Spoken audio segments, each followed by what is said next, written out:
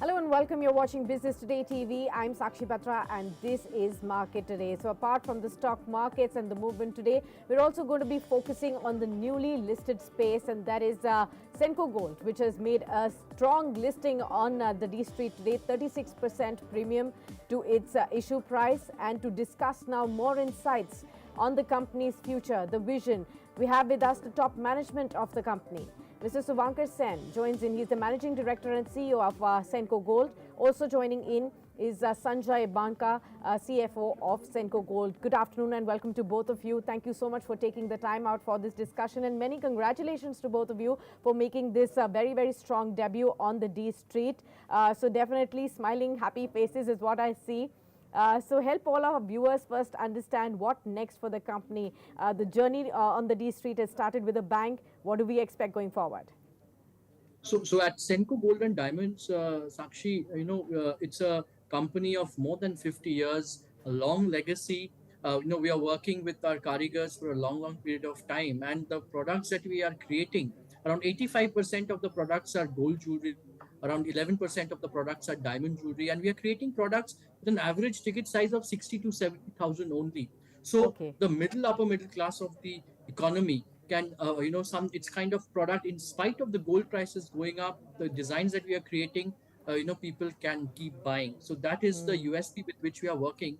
And the other aspect, which gives us great happiness, is that the franchisee model that we had started much before in the year 2000, it was a vision of my father that along with your company operated stores at the larger cities of the country, we should have franchisees having local partners in the tier 2, 3, 4 cities of the country. And today, fulfilling that vision of the IPO and taking the business model forward, we have been able to achieve it.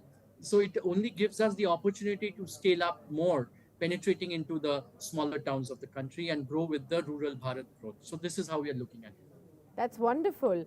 You very well put the context of what you want to do. Let's break it down further for all our viewers to understand it further. Senco Gold, very well known jewelry company in the eastern part of the country. You have a sizable customer base right there. The company has a vast retail network of 136 showrooms and store networks. However, if we see a large part of it, 63% of the showrooms are still in West Bengal. So going forward, what is the expansion plan? How are you looking to expand your presence geographically? So looking at the past, it speaks a lot about the way we will strategize for the future also. We are very conscious of the strengths that are there in the company, and we would like to continue to leverage on the strengths. So our focus for business growth will continue to be eastern part of the country. As you said, that 63% is a particular state, which is West Bengal. 80% of our business comes from the eastern part of the country. Around 15% comes from the northern part of the country, and 5-6% comes from the western and the southern part. So to leverage the strain, to work on the economies of scale, the future will be very much focused on the growth in the eastern and the northern part of the country. Okay. Mr. Banka, if you could take that question forward and detail for all our viewers, both in terms of the revenue mix. We got a little sense from Mr. Sen. He talked about 80% of your product mix is gold, whereas the rest of it is diamond largely. Geographical presence, he's talking about 80% in the eastern part. So if you could break it down further for all our viewers, going forward, what is your revenue mix going to be like? What is your geographical mix going to be like? So see, if you look at our revenue mix, we see from 2-3 angles. One is the jewelry. We see our stud ratio, which is diamond jewelry. That is around 11%, around 85 is gold. Balance is silver, platinum, and so on. So as we move forward, we have to improve our gross margin and to deliver superior return. So that's why we are looking at improving our stud ratio. So if you see, the average stud ratio in the market is around 15%, where the top player has got 25%. So we are definitely, we take inspiration from the best in the industry. That is our business model, because we believe in understanding the best and doing the best in the industry. So stud ratio is one which we will look forward to improve every year, at least by 100 basis points. That's one. But and as far as our business model from own store and franchise is concerned, 65% of our revenue is from own store, 35% is from the franchisee. We will like the similar growth ratio for own store and franchisee store, while the number Okay. of stores can be 50-50, but in terms of revenue mix, it will be 65-35, or let's say 60-40. That will depend upon the market practice. So if you are aware about the franchisee business model, it's an asset-light model, and the gross and the return on net worth on a franchisee business is Hmm. at least 3x versus the return on net worth on the own store. So that is what will continue to leverage and make our business much more stronger. Right. Mr. Banka, if you could also help us, we're talking about the number of stores that you currently have. When you want to expand, how many of homegrown stores and how many of franchise models are we going to see perhaps in 1 or 2 years if you have that visibility? So if you look at the funds which we are raising around 405 crore, 135, that is for the OFS portion, which will go to SAP partners. They Hmm. are exiting, they are only monetizing one third of their holding, and they are here for long term. That is Hmm. two-thirds they will still continue. So balance 270 crore, that is what is being used for the working capital, that is for the jewelry. As you have said, the opening one store requires 16 to 17 crore of inventory and around 2 crores for capex. So this Hmm. will give us around 15 to 16 new stores. So which will give us a ammunition for 3 years. In the past, if you see, we've opened 5 to 6 stores. So 15 stores we are opening with this fund. And then we look at, let's say, have around 10 15 new and 15 own and 10 franchisee. This is the momentum we'd like to maintain for next 2 to 3 years going forward. Okay, okay, Mr. Sen, you did say that a lot of your focus is on the middle class because of the smaller ticket items vis-a-vis the other jewelry stores is perhaps giving you the edge. Is that the edge you go ahead in competition space as well in North India? We have marquee players right here who've been holding the ground and a larger market share for a long time. How do you break into that, and what kind of market share are you looking to grab from that space then? So Sakshi, it's like we need to understand the market size that is there. Around 6 lakh crore is the market size of the industry. And what we are seeing over the last 10 years is a steady shift from the unorganized to the organized segment. And I think that it is already those established players who have been there, have been along with us, the way we are converting the unorganized into the organized play. They are also doing a similar manner. So it is not really a direct competition with them, but it is a collaborative effort of ensuring that as an industry, we are getting more and more organized. Our customers are getting better services, better designs. And I guess that play of unorganized to organized is what we both will, and everyone, all of us, not both, I would say that whoever is there in the industry, we will Yeah. all play together. Okay. Mr. Ivanka, your company's financial performance has been decent. We've been seeing increasing 2 year CAGR of 24% for the revenue front, 61% for profit after tax. You also reported a 158 crore rupees net profit for FY23 compared to 129 crores a year before. So the top line and the bottom line look strong. Are you going to sustain this growth? How much growth do you see going forward from here? Margins perspective, what do you currently have and what is the visibility?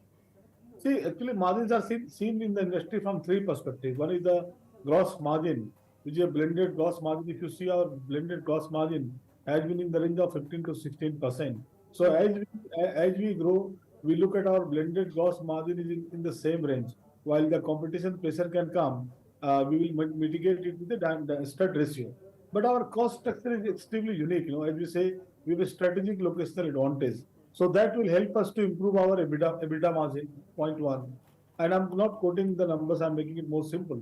Similarly, our borrowing cost has been in the range of 6% for last 2 years, the blended borrowing cost, because we are borrowing a gold metal loan at a cheaper rate. So Yeah. as we generate more cash flow in the future, our borrowing cost and credit rating will further improve, which will all flow to the PAT margin. So we look at improvement in the PAT margin in terms of percentage consistently. Okay. Okay. Mrs. Sen, what's the kind of gold jewelry demand trends you're looking like at right now? Looking at the price hike that we've been seeing in gold prices, going forward also, and any impact from the recent announcement from the government on the import curbs on the plain gold jewelry, if you could give us that sense too. All I can say is that the jewelry sector as such, they import very little. So therefore, the curb that the government has brought in will surely help in curbing the current account deficit. But as far as the impact on the industry is concerned, and also for us at Senco Gold and Diamond, it has no major impact. Almost of our manufacturing is done in the country, and what is imported is gold bars by the banks. So that is how it works. So there is no real impact. And as far as the trends in the jewelry industry that we see, one thing is with the increase in gold price, people are looking for products that are within the budget. The design trends have a lot of colored stones adding to the gold that they are wearing in order to make it look more spread out, but within the ticket size. And also, along with the growth in the gold jewelry sector, we are seeing a large growth happening in the diamond jewelry segment. Last Okay. year, for us itself, we had a 35% growth in terms of volume and value for the diamond jewelry segment. So, for daily wear, everyday wear, or even for special occasions like anniversaries or birthdays, we are looking at the young generation consumer. And I would say that today young doesn't mean 20 to 30. Today a 40-year-old is also considered young in the way they behave, in the way they think. Everyone is feeling younger, so they are also buying diamond jewelry to celebrate their special occasions. And that is how we are quite confident that the future growth in the studded share will continue to grow for the industry, for us as well. And that is how it is. Okay, well, many thanks, Mr. Sen, and many thanks, Mr. Banka, for being with us on the show, discussing all these insights. Many congratulations yet again for a solid start on the D Street, and we will have many more occasions when we will get more insights from the business going forward from here too. Many thanks for joining us on Business Today TV. Let's quickly look at how Senco Gold share is doing at this point in time. 414 currently, about 30.7% uptick even now. Premium of 36%, still holding up above 30% on the day one. The markets also in tandem, you can see a 0.3% kind of a move on both the Nifty and the Sensex currently. So that's the the prices are not as reflecting because of the day one move that we are seeing right now, and that's why it's a slip from the day's high point, and that is what is being reflected. But from the issue price, if you see, it's still hovering about 30% higher in trade. Let's also look at the broader markets, the Nifty Bank. See where is the movement really coming in from for the markets. Are there any supports coming in from the sectoral indices, from the mid and the small cap space as well? We've been seeing the mid and the small caps also contributing quite sharply to the markets going forward, and you do see some movement on that as well. So let's look at some of the other sectoral indices as well. Let's look at the mid cap and the small cap. You can see the small cap 100 index up by 0.8%, half odd percent gains coming in on the mid cap 100 index. So those are the two indices that are doing better than the benchmark indices. The Nifty Bank is absolutely flat, choppiness right from the point one we started, and it's still very, very volatile. Let's look at the constituents. Let's look at the FMCG, for example. That's doing slightly better. Half odd percent gains coming in for the FMCG pack. You're looking at gains on the IT pack. That's the index to watch out for. 3% higher. What a strong move. You've had 3 of the top 4 IT firms reporting their earnings. 2 of them below estimates, missing their estimates, 1 of them in line with estimates, but definitely again a muted set of earnings. They've been talking about the slowdown concerns that they are bracing at this point in time as well. But despite that, the stocks are going higher. 3.02% higher for the IT index. Watch out for this space. We do have some of the other realty space. That's the index that you should watch out for. 1% higher for the realty stocks as well. The oil and gas basket, that's up by half odd percent. The metal space shining brighter, half odd percent gains coming in for this one too. FMCG we already pointed out, half odd percent gains coming for this one. The pharma pack is moving higher, 0.3% of gains coming in for that one. But let's look at where is the contribution not coming in from. You can see consumer durables are sulking, healthcare index is slightly down in trade, PSU banks absolutely flat with a negative bias, financial services flat with a negative bias. So those are the indices that are not really contributing up until the first half of the trading session. Now let's also look at the basket from the Nifty gainers and the loser space to see which are the large caps that are supporting the move on the Nifty index, for example. So you do have Tech Mahindra, TCS, Infosys very, very clearly. The IT pack clearly contributing 3.5%, 4% kind of a move right here. We have our market expert with us. Mr. Rajesh Agarwal joins in. from AUM Capital. Welcome, sir, and thank you so much for taking the time out for this discussion. Well, the markets are looking like they're stabilizing their move after yesterday's swing trade that we saw yesterday. Two or three things that we want to understand from you. I was talking about the IT stocks, so let's start off with that because we've had 3 of the top 4 IT firms already report their earnings: TCS, HCL Tech, and Wipro. The IT index is the top gainer today, 3%, and this is despite most of these companies have actually reported either muted or disappointed earnings this time around. Your thoughts of what is still moving the IT index and the stocks? Good afternoon, Shakti. Thank you for calling. You said it right. IT has been performing today and day before yesterday also it was performing. And what we believe that most of the negatives that has been there in IT stocks, be it of recession in the foreign markets or high attrition rate, these things have been put behind. The biggest headache of high attrition rate in almost all the top IT companies has been taken care of, and these times the attrition rates are not that high. Although performance has been muted, but that was expected. Nobody expected that the performance to go up.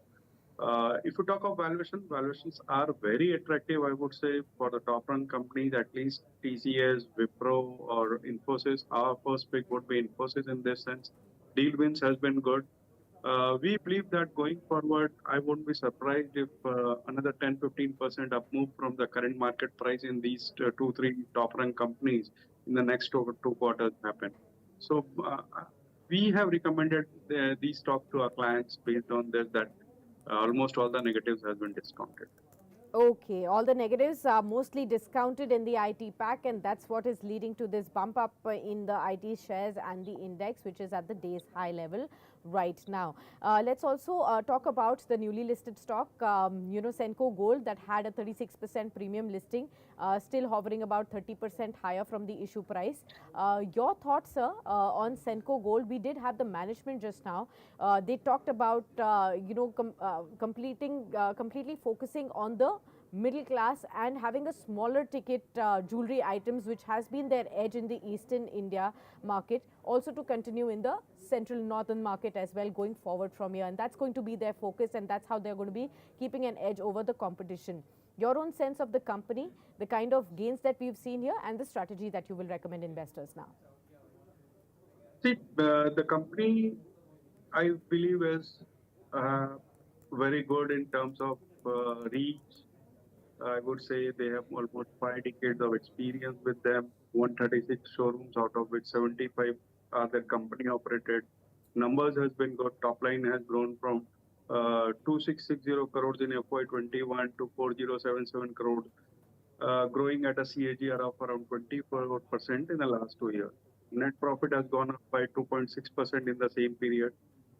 What has basically happened is the GST implementation and the demonetization has taken the erstwhile tax arbitrage which was there, and people have moved from unorganized players to organized players, and this is aiding to their growth.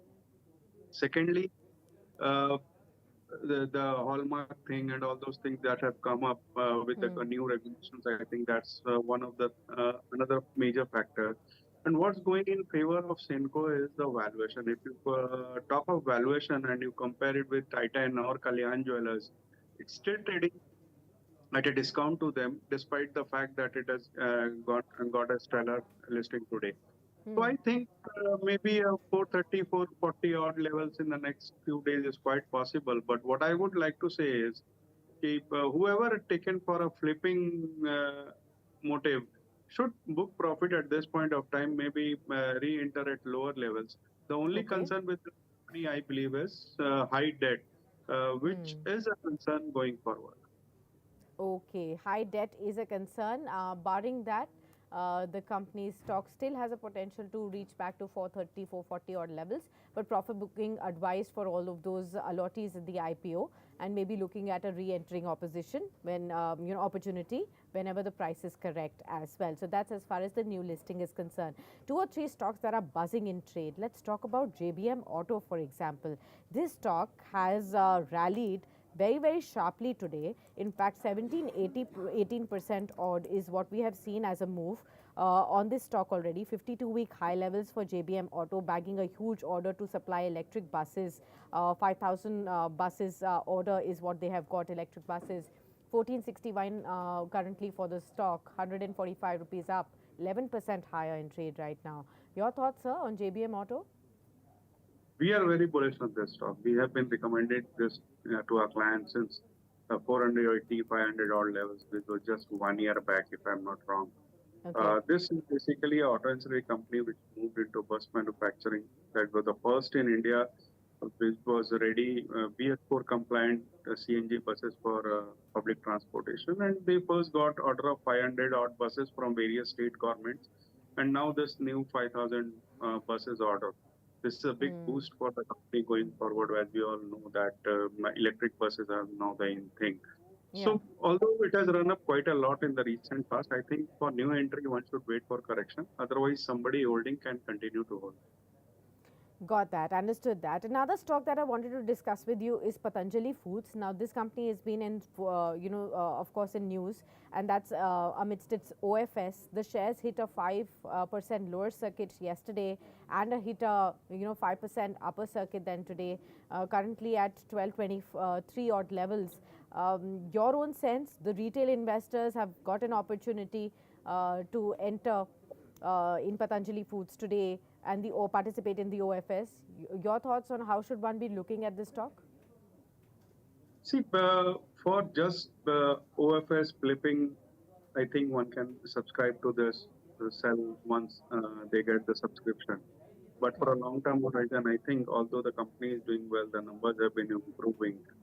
They are into soya and dabble oil, and they are planning to move into new products. But still, I think there are better options available in the market like ITC.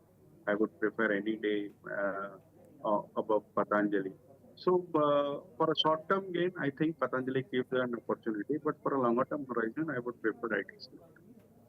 Okay, understood that. Well, many thanks, Mr. Agarwal, for being with us and sharing all these insights with all our viewers and strategies on all these specific stocks and sectors also. Markets looking up 200 points higher, 65,759 currently for the Sensex, the Nifty hovering 62 points higher in trade. We'll continue to watch out for every movement in the market so that you know exactly where your focus should be on D Street when it comes to your equity investments. So do stay tuned with us onto Business Today TV, and don't forget to subscribe to this channel and continue to engage with us on our other social media platforms as well: Facebook, Twitter, LinkedIn and Instagram. Until then, thanks for tuning in.